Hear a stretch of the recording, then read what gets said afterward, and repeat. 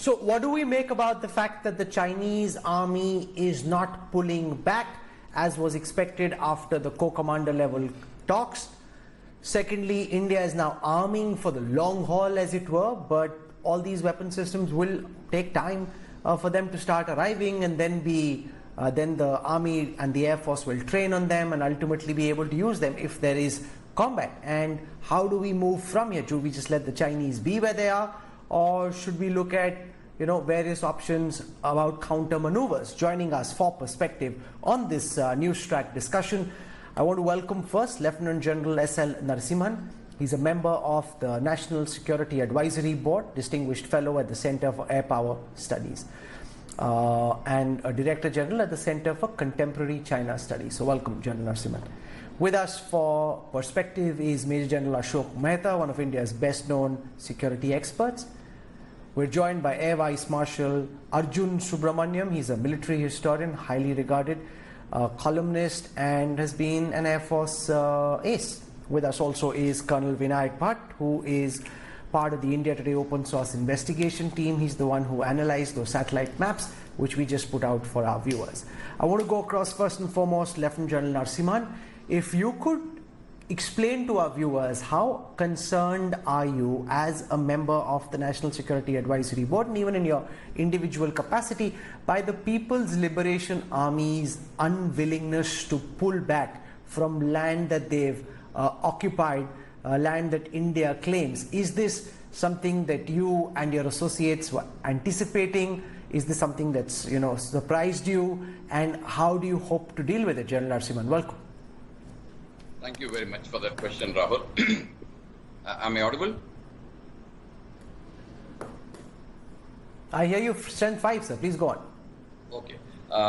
Firstly, your question about how concerned we are. I don't think we are concerned in the sense that we are worried about what is happening in Ladakh. We are concerned to the extent that we want to resolve this issue and we want to get to the positions which were existing before all these events started. So that is point number one. Point number two is concerned, as far as there are a lot of this conjecture that is going on, that the withdrawal has stopped, nothing is moving, etc. What we need to understand is, most of us actually do not know what has happened and what has been discussed. So that is why it leads to a lot of speculations. As I understand, I'm sure today also the working mechanism for coordination on the border, that actually has met today again.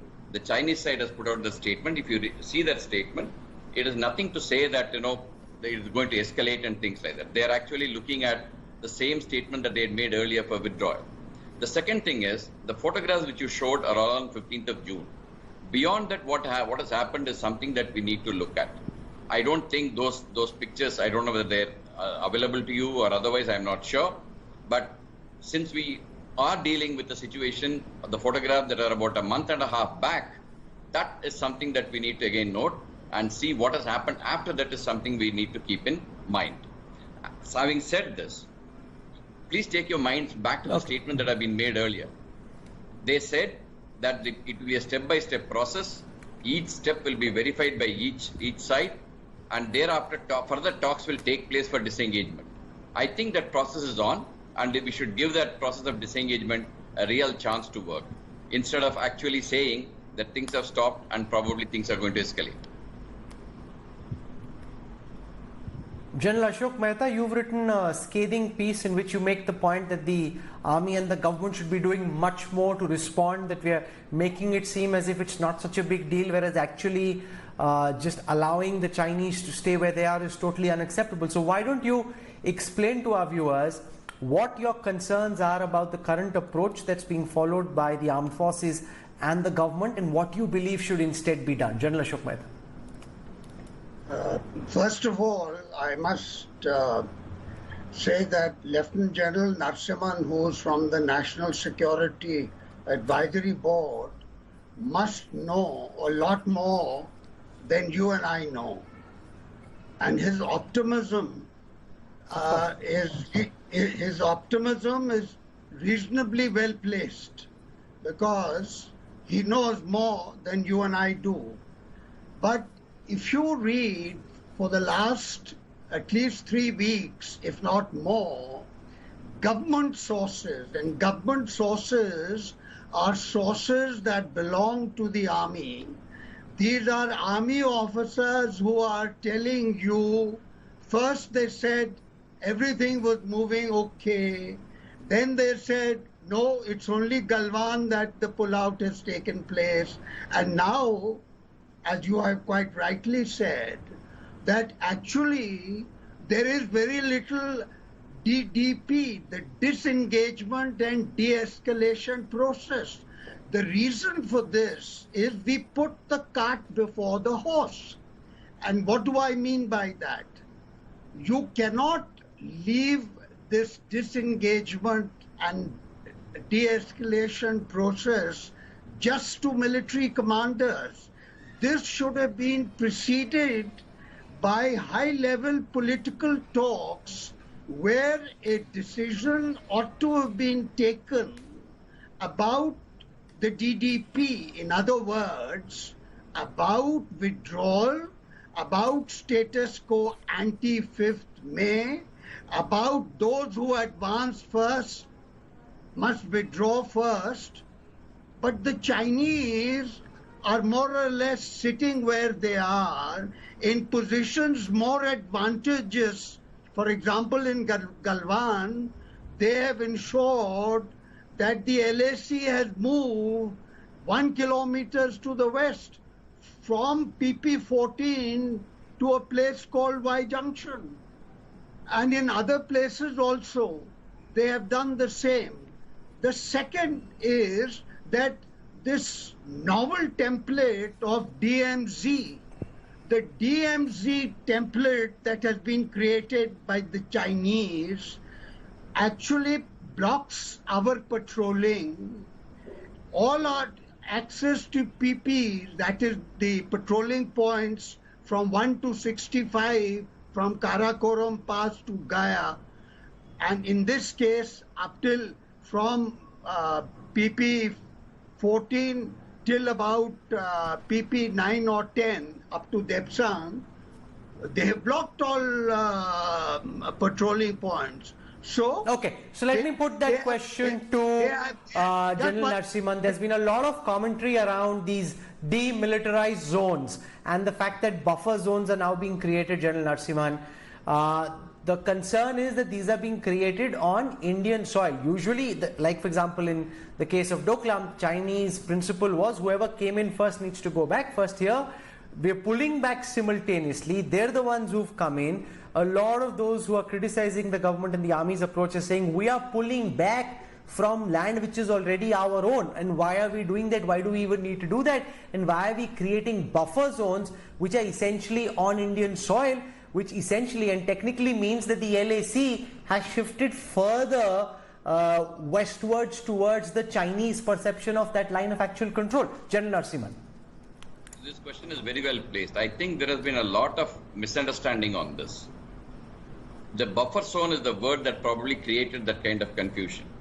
What we need to understand is what a temporary moratorium on patrolling is what has been actually been placed on ground. And that is also, please mark the word temporary. This was done with a view basically to ensure that the tempers do not run high during the process of disengagement. Having said that, even this claim that the LAC has been shifted 1 kilometer into our territory is also wrongly placed. I don't think anybody has agreed to this, and I don't see the kind of statements on this. It is basically what people have derived out of certain reports, etc., which came out, because of which this confusion is getting created. So what has happened is that the disengagement process, as it was discussed in the stage 1, that step 1 is the one which we see today. The other process will be in the process of continuing to carry on. I would like to dispel this notion that there is a DMZ, there is a demilitarized zone. There is no demilitarized zone that has been agreed to. Please understand, even in 62, Chinese were the ones who are wanting to do this 20 kilometers withdrawal on either side. It is there in official publications, you can see that. We didn't agree even at that time. Why would we agree for it now? So please understand this. It is a temporary moratorium on patrolling and for a limited period so that the disengagement process goes on correctly without any kind of problem that we faced as we faced on the 15th of June. Rahul, Okay, let me bring in now Air Vice Marshal Arjun Subramaniam on two aspects. Okay, General Mehta, you want to make a quick counter to that before I go across to the Air Force Air Vice Marshal? Go ahead, General Mehta. I mean, General Narasimhan belongs to the National Security Advisory Board. If he is saying DMZ or the buffer zone is an imagination of the journalists and government sources, he should say so. He should say so on authority that that is the case. Because General Narasimhan has in an interview even said, and to Karan Thapar, that Indian troops actually crossed the line of actual control or may have crossed the line of actual control during the Galwan clash. Did he or did he not say that? Do you want me to respond to that? Okay, Yeah, quick of course, counter that's and why response. Yeah, just quickly because I also want to go across to the other guests. I know, Yes. I know, I understand. I don't want to take much time. Please understand what I said during Mr. Karan Thapar's interview. I said when that melee happened, it is possible that people could have gone on either side. I also mentioned that this LAC is not marked on ground. So people exactly can't make out where that LAC is, particularly at that night. These are the things which I have mentioned. I didn't say anything about shifting of the LAC or creating a demilitarized zone in that interview. Sure. But the question I'm asking you, General. Okay, Air Vice Marshal Arjun Subramaniam. Well, 1 second, sir. Time out. No, 1 second, sir. Air Vice Marshal Arjun Subramaniam. We've got 5 Rafales coming in. Now, of course, that will be a big visual spectacle when that does happen. But is that too few to make any actual difference in a potential combat with the Chinese? Or do you believe just in the weapon systems that are being put on them, the meteors, etc., it does add more venom and more teeth to our possible prospects of going in and doing damage inside China? Rahul, first of all, thanks for having me on the show. Before I get down to the Rafale question that you've posed, let me put on my historian's hat and make 2 quick points about the entire issue that has been panning out over the last couple of months. Firstly, right from 1949 onwards, the only language that the People's Republic of China or the Chinese Communist Party understands is the language of power. And coercion is an extremely important instrument of that language. So we need to understand that, correlate it with certain events from history to try and see where we are headed for in the next couple of months. Let's look at the Indian case itself. In 1967, it was only after a series of clashes at Nathula and Chola that the PLA withdrew. In 1986, it was only after coercion from, 5-div from Major General J.M. Singh, General Narhari and the others who literally enveloped the Chinese position at Wangdong. And not only that, look at coercion from the Indian side in 1986-87. They built up stocks during the winter for a possible high-thinking offensive across, the line of actual control.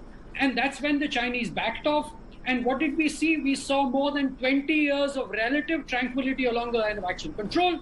And that relative tranquility probably has been taken for granted. And I get a sense that that's where things have gone wrong. That instead of border protection, I think what we've looked at is border management.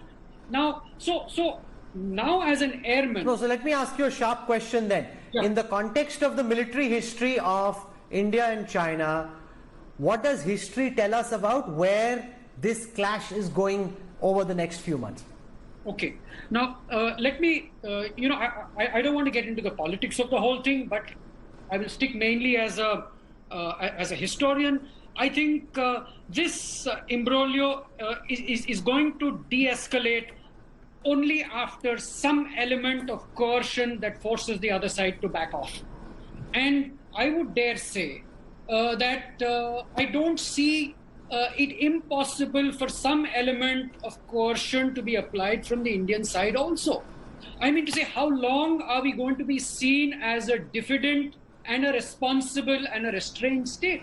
I think there are enough of templates that suggest that, and a lot of people have been talking about it, about quid pro quo options, or even limited, limited coercion that could sort of make the Chinese think twice whether this whole thing is actually worth it.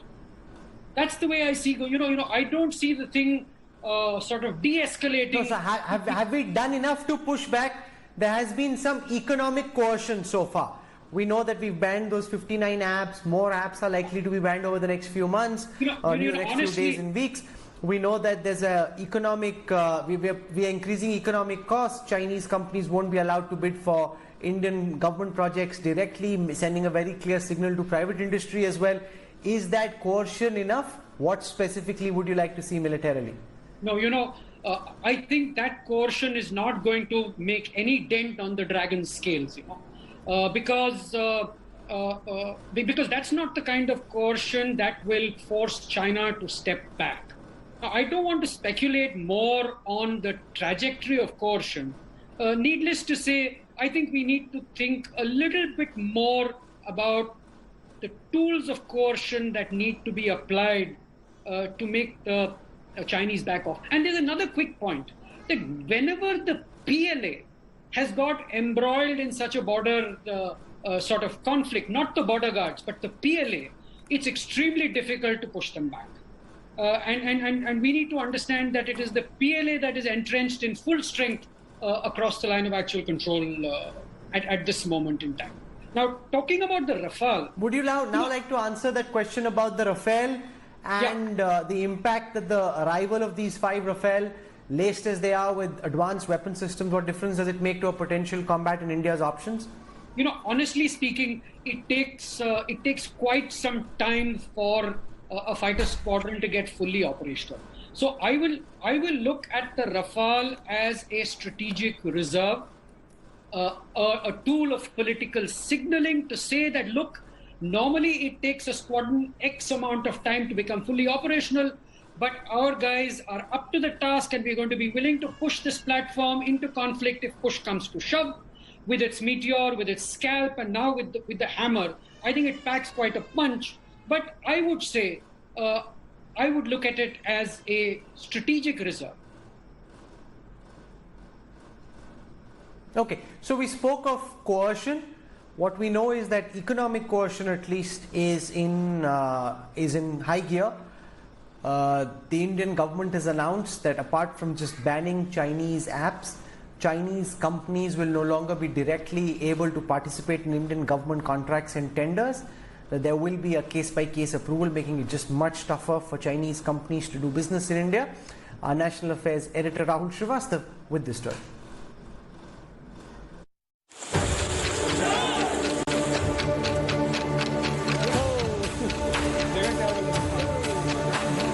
As Indian and Chinese troops remain engaged in a tense standoff at the line of actual control, the centre is moving ahead to penalize Beijing. India has restricted vendors based in bordering countries from supplying goods and services to government departments. While it affects neighboring countries, the move is primarily aimed at keeping Chinese businesses out. Under the new rules, political and security clearance from the MEA and Home Ministry is mandatory. Government says the restrictions have been made on grounds of national security. Under new rules, such bidders need to register themselves with a competent authority.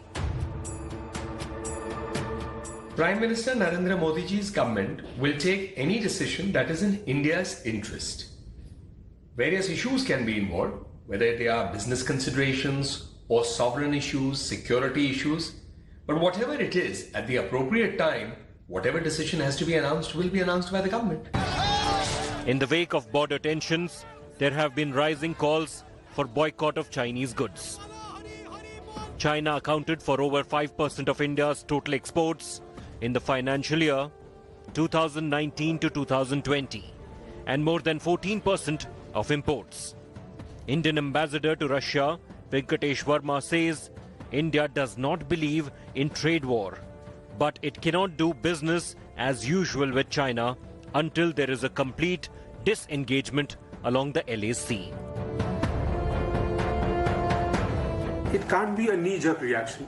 We know how deeply they have got themselves entrenched into our technology, construction, and power ventures. So we need to act, but act with a plan in place.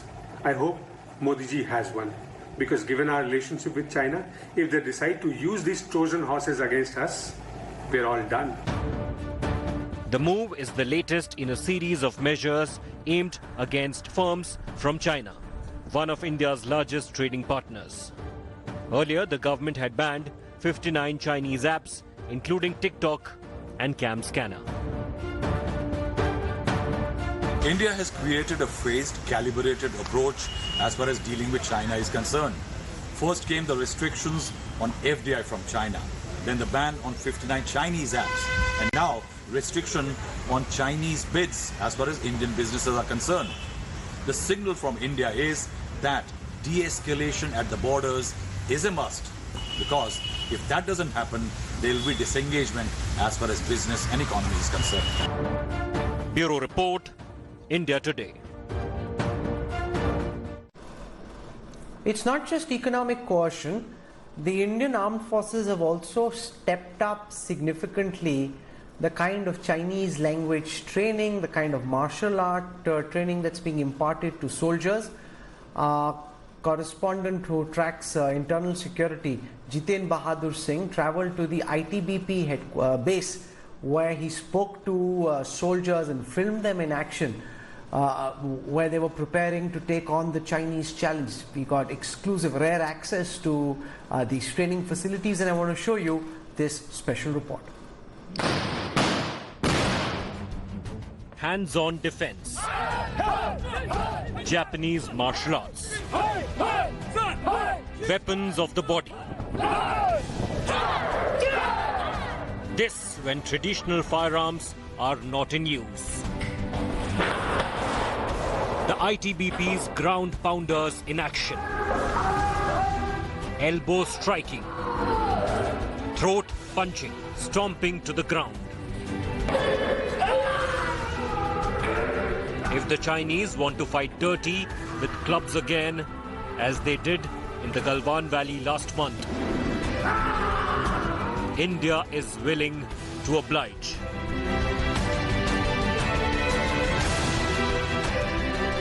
In the mountains of Uttarakhand, the ITBP in full body protection is training to cripple the enemy, stopping them dead in their tracks.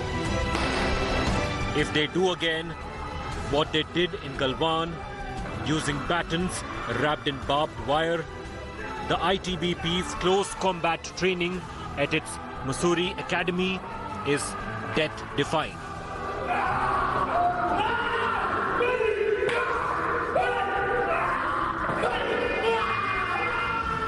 This institutes train karate for the whole force and rest of the paramilitary forces and police organizations. We have in-house 4,000 plus karatekas.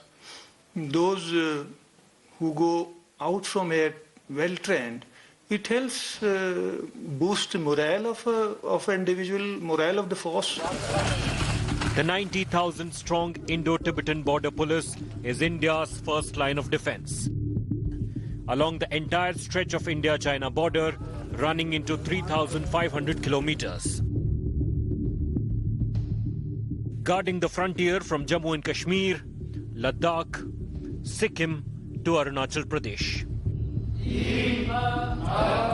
The force is also training its border patrols in soft skills. This is a special class in Mandarin for the ITBP personnel.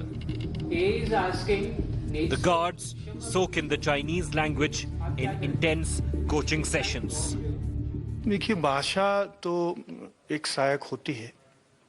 जब आपने किसी दूसरे opponent की भाषा का थोड़ा ज्ञान प्राप्त किया है तो उनके जेस्चर, उनकी बातें समझने और उनको अपनी बात कहने के लिए आप सक्षम होते हैं.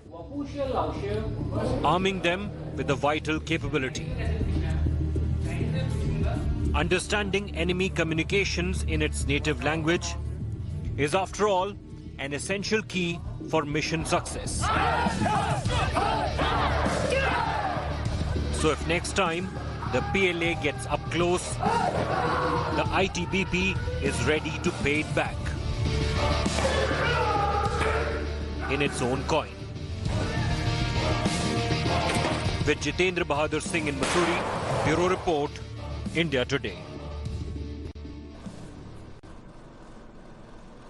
So it's interesting to see that efforts to learn Mandarin being wrapped up so you can understand better what the enemy is doing, and also that this is being showcased so the message goes not just to the domestic constituency but also across the Himalayas, and the PLA hears this loud and clear. Colonel Vinayak Bhatt, your sense of the nature of deployment in the pictures that you're seeing, because just to the layman it seems that these weapon systems that were marked out in the satellite images that you shared with us are not really for offensive operations. They seem more like posturing, that they're out in the open, which is not the way you would ordinarily deploy if you wanted to actually use them for a military operation. Do you think a lot of what Beijing is doing is primarily just signaling, posturing, trying to flex its muscles, Colonel Bhatt? Thank you, Rahul. First thing first, these are Google Earth images of 15 June 2020, the day we had the clash in Galwan.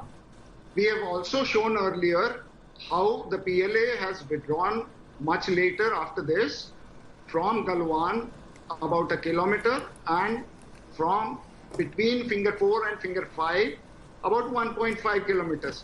We have covered the areas to the east of all this, and that is how we know the amount of large deployment that has been done by the PLA. Well, it is not worrying as such, but then it is alarming that they have places like headquarters, artillery positions, AD positions are also there. We also see the signals and engineer stores which are laid up. We also see a small little hospital which is marked with red plus signs on top of it, where they have mobile surgical units and also post-op and pre-op tents where they can keep their patients. Well, along with this, they also have the PLA ground force naval unit, which has come up ahead. Earlier, it used to be in Rimutang somewhere in 1998, after which the Chinese have started doing the encroachments, and then they came up to finger 7, and this standoff, they have come up to finger 5. They have built plastic piers which are floating in the lake near finger 5. Yes, Rahul. Okay, thank you for that perspective. AD, for those who are not military enthusiasts, is air defense. DMZ is a demilitarized zone. I'll have to find a way of getting all the Air Force and Army officers on our broadcast to stop using military jargon so that it reaches out to the maximum number of people. But given the fact that this has really been one of our top stories, it's also now terminology that our viewers readily engage with. General Narasimhan, General Ashok Mehta, Air Vice Marshal Subramaniam and Colonel Bhatt for joining us on the news track